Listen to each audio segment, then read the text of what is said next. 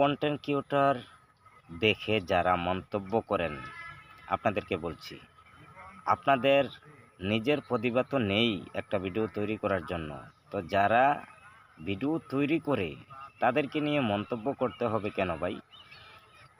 আপনার যদি এত প্রতিভা থাকে, দেখি আপনি একটা ভিডিও বানায় আমাদেরকে দেখান তো, তাইলে বুঝতে পারবো হয়তো আমাদের কথা কোনো না কোনো জায়গায় ভুল হচ্ছে। যাদের প্রতিভাই নেই, যারা একটা ভিডিও তৈরি করার ক্ষমতা নেই, তাদের কিসের মন্তব্য? চুপ করে যার ভিডিও ভালো লাগবে দেখবেন, যার ভিডিও ভালো লাগবে না তার ভিডিওটা স্কিপ করে চলে যাবেন। কেন একজন কন্টেন্ট ক্রিয়েটরকে ছোটো করবেন? কেন একজন কন্টেন্ট ক্রিয়েটরকে নিয়ে মন্তব্য করবেন? কন্টেন্ট ক্রিয়েটরের শব্দ বিশ্লেষণ করতে পারেন?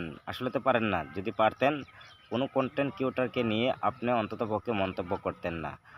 তো বিশেষ করে লাখ লাখ কন্টেন্ট ক্রিয়েটর আমাদের মাঝ থেকে ঝরে যাচ্ছে শুধু এই কারণ সে তার গ্রামে একটা ভিডিও বানাচ্ছে, আর অন্যান্য লোকজন তাকে পাগল বলছে, ছাগল বলছে, বিভিন্নভাবে মন্তব্য করে যাচ্ছে।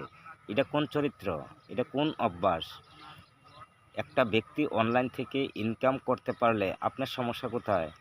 কন্টেন্ট ক্রিয়েটর নিয়ে কেউ মন্তব্য করবেন না। আর যদি মন্তব্য করেন, আপনি নিজে একটা ভিডিও বানায় দেখাইতে হবে। যদি আপনি একটা ভিডিও বানায় না দেখাইতে পারেন, তো আজকের থেকে আপনি তওবা করতে হবে যে কোনো দিন কোনো কন্টেন্ট ক্রিয়েটরকে নিয়ে মন্তব্য করতে পারবেন না। কোনো কন্টেন্ট ক্রিয়েটর যাতে আপনার কথার, আপনার মন্তব্যর কারণে আমাদের মাঝ থেকে ঝরে না যায়। বিষয়টা একদম ক্লিয়ারভাবে আপনারা শুনে রাখুন।